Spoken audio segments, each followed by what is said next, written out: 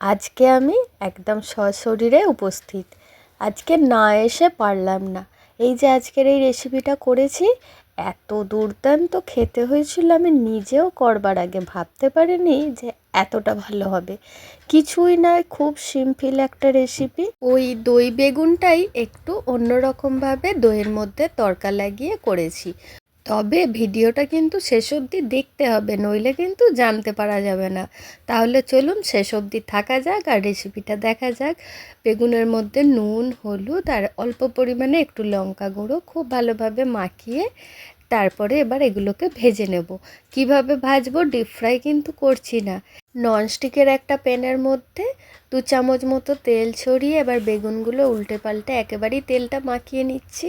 তারপরে সামান্য পরিমাণে একটু জল দিয়ে ঢাকা দিয়ে দেবো। এই বেগুনটা কিন্তু এইভাবেই ভাজতে হবে, আর বেগুনের স্লাইসগুলো একদমই খুব বেশি মোটা মোটা করে কাটলে হবে না, তাহলে ভাজতে অসুবিধা হবে। এইভাবে কিন্তু ভাজা যাবে না।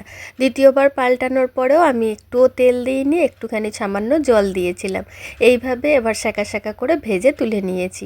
এবার সামান্য একটু তেল দিয়ে বড় বড় করে কুচোনো রসুনটা দিয়ে দিলাম। রসুনটা হালকা একটু রং এলেই দিয়ে দিচ্ছি অল্প করে একটু পেঁয়াজ, আর এটা দিলাম আদার পেস্ট, সামান্য একটু রসুনও আছে ওতে।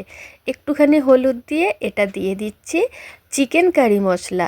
যে কোনো রকমের টেস্ট মেকার মশলা দিতে পারেন, ম্যাগি মশলা, চাউমিন মশলা বা পনির মশলা, কিচেন কিং মশলা, অনেকগুলো মশলার নাম বলে দিলাম। খুব ভালোভাবে কষানো হয়ে গেলে লাস্টে দিয়ে দিচ্ছি 1 চামচ দই আর 1 চামচ টমেটো সস, পরিমাণ মতো একটু নুন আর সামান্য পরিমাণে একটু চিনি। ঝালের জন্য আমি এখানে লঙ্কা গুঁড়ো দিয়েছি, চাইলে কাঁচা লঙ্কাও দিতে পারেন। আমার একটু লঙ্কা গুঁড়োর ঝালটা খেতে ইচ্ছা করছিল।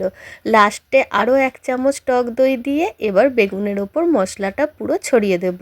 একদম লাস্টে বেশ কিছুটা ধনেপাতা, ঠিক যেমন করে দেখালাম একবার ঠিক সেরকম করে বানিয়ে ফেলুন, বেশ ভালো লাগবে। আজকের এই বেগুনের রেসিপিটা আমি খেয়েছিলাম খিচুড়ির সাথে, মারাত্মক জমে গেছিলো। আপনারাও একবার ট্রাই করে ফেলুন।